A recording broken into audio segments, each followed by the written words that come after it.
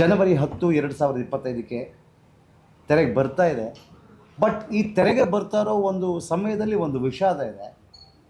ಸುಮಾರು 28 ವರ್ಷಗಳಿಂದ ನಾವು ಕನ್ನಡ ಸಿನಿಮಾ, ಕನ್ನಡ ಥಿಯೇಟ್ರಿಂದ ಹಿಡಿದು ಟೆಲಿವಿಷನ್ನಿಂದ ಹಿಡಿದು ಸಿನಿಮಾ ಆ್ಯಕ್ಟ್ರ್ ಆಗಿ, ಡೈರೆಕ್ಟರ್ ಆಗಿ, ಡೈರೆಕ್ಟ್ರಾಗಿ 11 ಸಿನಿಮಾಗಳು ಮಾಡಿ, ಇಷ್ಟೆಲ್ಲ ಕೆಲಸಗಳನ್ನು ಮಾಡಿ ನಮಗೆ ಸಂಪರ್ಕ ಇರುವಂಥ ಒಂದು ಇಂಡಸ್ಟ್ರಿ, ನಾವು ಅನ್ನ ಹುಡುಕ್ತಾರಂಥ ಒಂದು ಇಂಡಸ್ಟ್ರೀಲಿ ನಮಗೆ ಸಾಥ್ ಕೊಡ್ತಾ ಇಲ್ಲ ಅನ್ನೋದು, ಅಂದರೆ ಸಾಥ್ ಕೊಡ್ತಾ ಇಲ್ಲ ಅಂತಂದರೆ ನಮಗೆ ಅವಕಾಶಗಳನ್ನು ಕೊಡ್ತಾ ಇಲ್ಲ ಅನ್ನೋದು.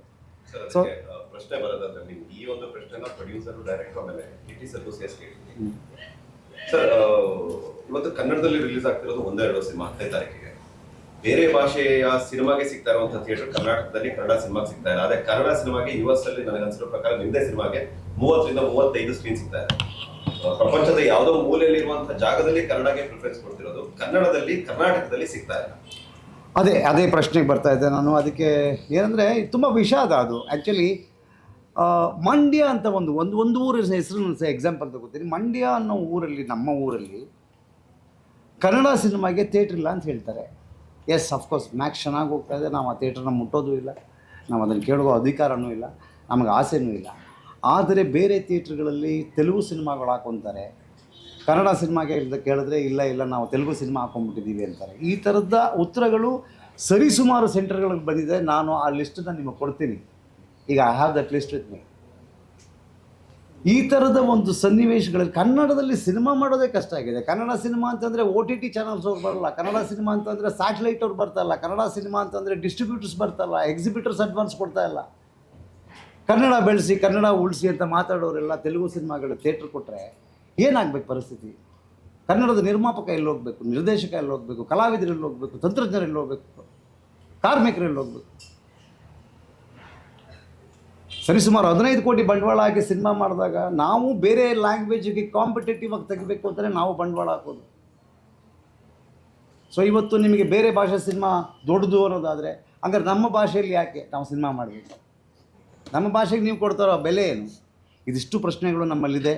ಅದನ್ನು ಮೀರಿ ನಮ್ಮ ಸಂಧಾನಗಳು ನಡೀತದೆ, ಹೋರಾಟಗಳು ನಡೀತಾ ಇದೆ. ಆದರೆ ತುಂಬ ಖುಷಿ ಕೊಡೋ ವಿಚಾರ ಅಂತಂದರೆ, ದೂರದ ಅಮೆರಿಕಾ ದೇಶದಲ್ಲಿ ಕನ್ನಡ ಸಿನಿಮಾಗಳನ್ನು ರಿಲೀಸ್ ಮಾಡಿ ಅಂತಂದರೆ ಅವರು ಕೋಆಪ್ರೇಟೇ ಮಾಡೋದಿಲ್ಲ ಡಿಸ್ಟ್ರಿಬ್ಯೂಟರ್ಸ್.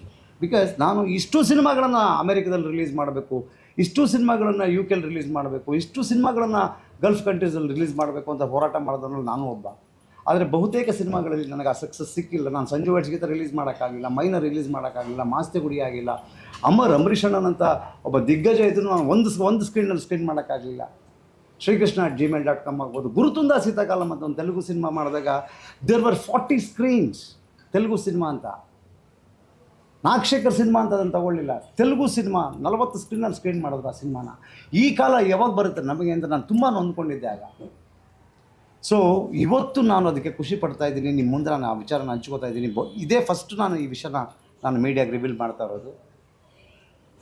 ಫಸ್ಟು ನಾನು ಪ್ರಪೋಸ್ ಮಾಡಿದೆ, ವರ್ಲ್ಡ್ ವೈಡ್ ರಿಲೀಸ್ ಮಾಡಬೇಕು ಅನ್ನೋದೇ ಕನಸಿತ್ತು. ಆಫ್ಟರ್ ಗುರುತುಂದ ಸೀತಾಕಾಲಂ ತೆಲುಗು ಸಿನಿಮಾ ಆದಮೇಲೆ ಈ ಸಿನಿಮಾನ ಆ ಮಟ್ಟಕ್ಕೆ ರಿಲೀಸ್ ಮಾಡಬೇಕು ಅಂತ ಪ್ಲ್ಯಾನ್ ಮಾಡಿದಾಗ, ಓಕೆ ಸ್ನೇಹಿತರಿದ್ದಾರೆ, ಡಿಸ್ಟ್ರಿಬ್ಯೂಟರ್ಸ್ ಇದ್ದಾರೆ, ಕನ್ವಿನ್ಸ್ ಮಾಡೋಣ, ಒಳ್ಳೆ ಸಿನಿಮಾ ಮಾಡಿದ್ದೀವಿ ಅನ್ನೋ ಕಾನ್ಫಿಡೆನ್ಸ್ ಇತ್ತು. ಬಟ್ ಕೇಳಿದ ಮೊದಲನೇ ದಿನ ನನಗೆ ಸಿಕ್ಕ ಉತ್ತರ, ಇಲ್ಲ ಸರ್ ಕನ್ನಡ ಸಿನಿಮಾ ನಾವು ಸ್ಕ್ರೀನ್ ಮಾಡೋಕ್ಕಾಗಲ್ಲ.